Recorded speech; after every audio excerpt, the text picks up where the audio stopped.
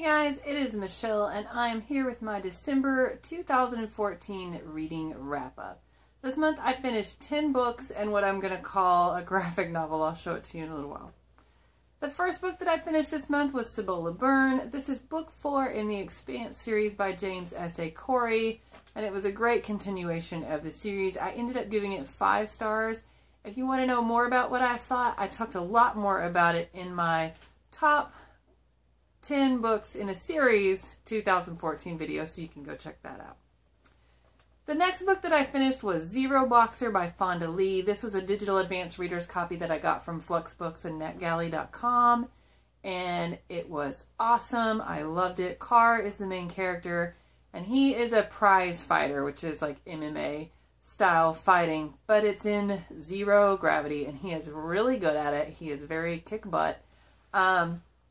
The book deals a lot with like the responsibilities of a celebrity. So as he starts to kind of climb the ranks, what is his responsibility to like the organization and to his fans, and it was just a neat exploration. There was a deeper issue also included. It had to do with genetic modification and some of the folks who live on Mars in the world are genetically modified to make it easier to live there. Some of the Earth dwellers have a problem with that, and Carr kind of gets wrapped up in the middle of all of that. The fights were just awesome. They were very short, and the description was brief, but each one introduced like a new element into it, and I just thought it was phenomenal, and I really enjoyed it. Gave it 4 stars out of 5 on Goodreads.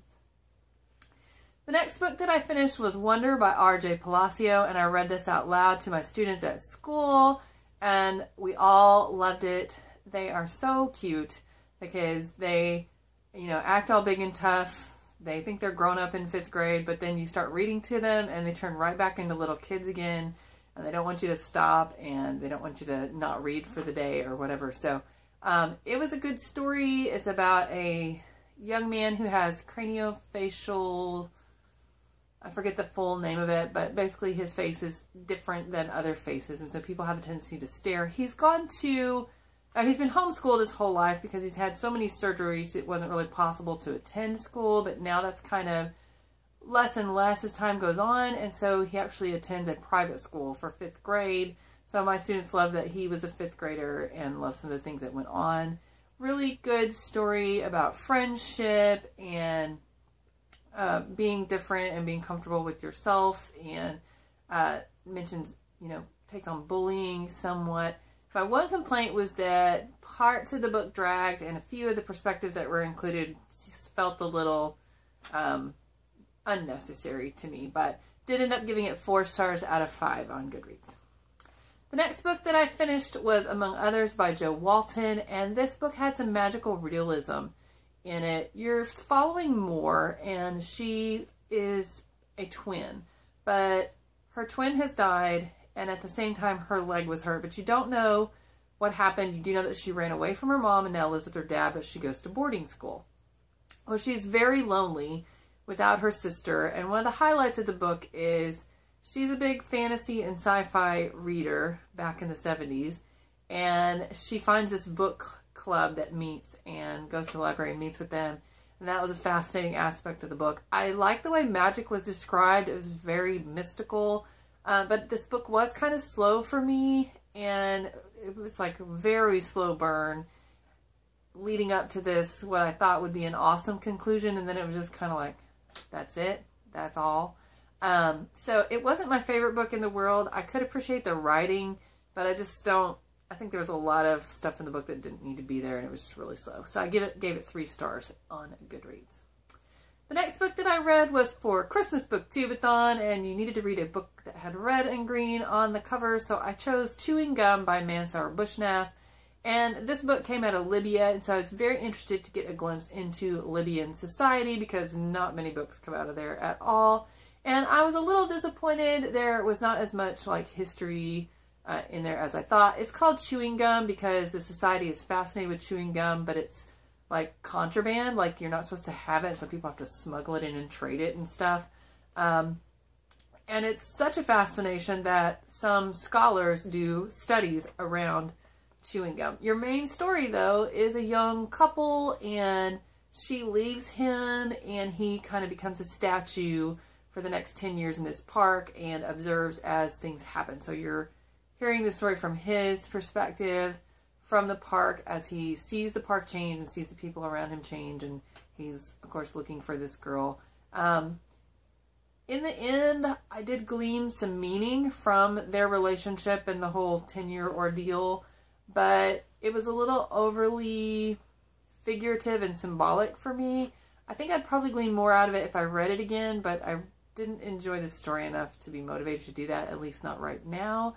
So I ended up giving this 3 out of 5 stars on Goodreads. The next book that I read for Christmas Booktubeathon was Christmas Jars, and this was a book that I wanted to finish this year. I wanted a book to get me more in the holiday spirit. I'd never heard of this, but picked it up on a Barnes & Noble table that was Christmas books, and I ended up really enjoying this story, although I was skeptical. It's about a young lady who is adopted and has a kind of a heartbreaking story there, but she's robbed when she becomes an adult, but somebody leaves a Christmas jar at her door. She's a reporter, and so she wants to get to the meat of what is going on with this Christmas jar, and so she starts to investigate, and she finds this family that starts it, and it just goes from there. And it's very heartwarming and very touching, very sad at times. It is a little too glossy and a little too perfect at times, but for the Christmas spirit, that was perfect. And so I ended up giving it 4 stars out of 5. And this is a very quick read, as you can probably tell. The next book that I read for Christmas Booktubeathon, and the final book, was a book that was recommended to me, and that was Balzac and the Little Chinese Seamstress, and it is by Dai Siji.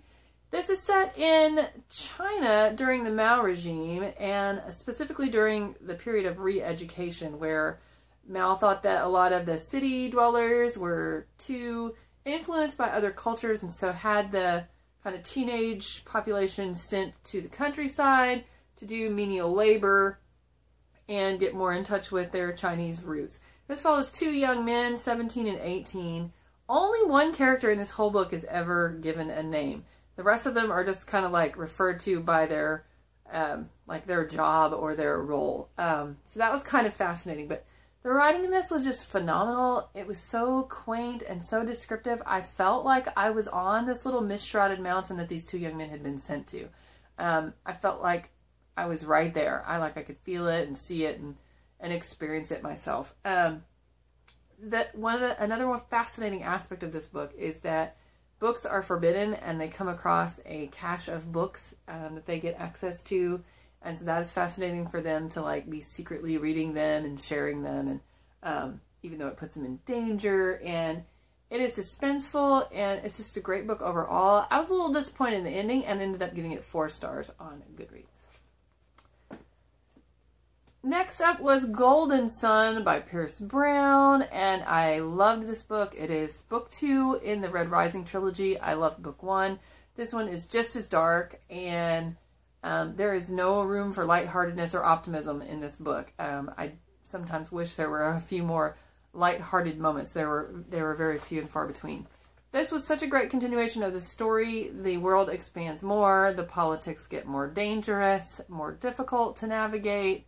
There was one huge revelation in the story that's been built up through the whole series, and I was just like, well, duh, of course that's who it was going to be. Now, how did this take me by surprise? And I thought back to all the little misleading clues and all the misdirection that the author put into the story, and was just like blown away when I thought about it. I'm like, that was amazing, because I should have seen right through the whole thing the whole time, but he just expertly misleads you. There was also a scene where your main character is in space in a spacesuit and observing a battle taking place in space, and he talks about how silent it is. And I was just like, that's awesome, because it is exactly how it would be. It was scientifically accurate, and he talks about how there are not like ships exploding. There are just a few flames coming out where air is escaping, where the ships have been compromised. So the nerd in me was just jumping up and down inside cheering for scientifically accurate space battles. So much action, so much betrayal, such a great moral about trusting and the character development in this becomes so apparent, and I just loved every minute of it, if you can't tell, and I gave it 5 stars out of 5 on Goodreads. Next, I read The Silence of Six, and this is a techno thriller. You start out with Max. Max is in high school, and he has this friend he's kind of drifted apart from that he used to kind of hack with, kind of like fun hacker stuff, like not to hurt anybody, but just like to see if they could do it and take on the challenge and that kind of thing. But they've drifted apart, and then all of a sudden, they're watching a presidential debate, and his friend Evan interrupts the broadcast. Now only Max realizes it's Evan, and he asks these political candidates a very cryptic question, and then he kills himself. Well, Max gets sucked back into the hacker world trying to figure out what in the world is going on, what was Evan wrapped up in. It becomes very suspenseful at times. The characters are great. The pacing is great. I ended up giving it 3 stars, not 4, because the hacker aspect of it, I just don't know enough about it to know if it was plausible, but there was something just kind of nagging at the back of my brain going, is this even something that could happen? It did bring up some good points about, you know, friendship and who to trust and social media versus privacy, things like that. But overall, I just had that little seed of doubt, so I ended up giving it 3 stars. But I did really, really, really enjoy the story overall. The next book that I read was because of a top books of 2015 booktuber video that I watched, where they mentioned a book called The Bees that I had never heard of. And this actually is like, the characters are bees in a beehive, and it is based on some pretty accurate science, and it was just fascinating. You're following Flora 717, and she's a sanitation bee, a worker bee in the hive, and it was just fascinating as more and more of the world of the hive was uncovered. And of course there's drama going on. This bee does things that bees aren't supposed to do, or supposed to supposedly be capable of. But anyway, it was just fascinating throughout. And I ended up giving it 5 stars because the writing was phenomenal, the pacing was great, the suspense was perfect, the characters were awesome, and it was based on like scientific stuff about bees, and how do you even do that? I just don't even know, but I really enjoyed this read, and I read it very quickly. So give 5 stars out of 5. And the last book that I read, I think, is a graphic novel. You can help me decide. I found this afternoon, in fact, and I've already read it, at a used bookstore, and it's called Griffin Sabine, An Extraordinary Correspondence. And so inside the book are pictures of postcards that are sent back and forth between these 2 strangers. And she, I guess, has been looking for this artist and finally figures out who he is and starts corresponding with him. So she sends him this little postcard. Now, she lives on an island in the Caribbean, and he lives in Europe, in London, I believe. So she writes to him, and then he sends a postcard back. And it's not just postcards. Sometimes there are letters. And so if they have sent a letter, you see the front of the letter envelope here. I hope you can see that. But then when you open this, there's the actual envelope, and you can actually take out the letter and read it. So you feel like you're snooping through someone's mail, and it's just fascinating. But it reads very quickly, and there's this whole mystery about how she contacted him and why. And then it ends on a cliffhanger, and I'm like, what?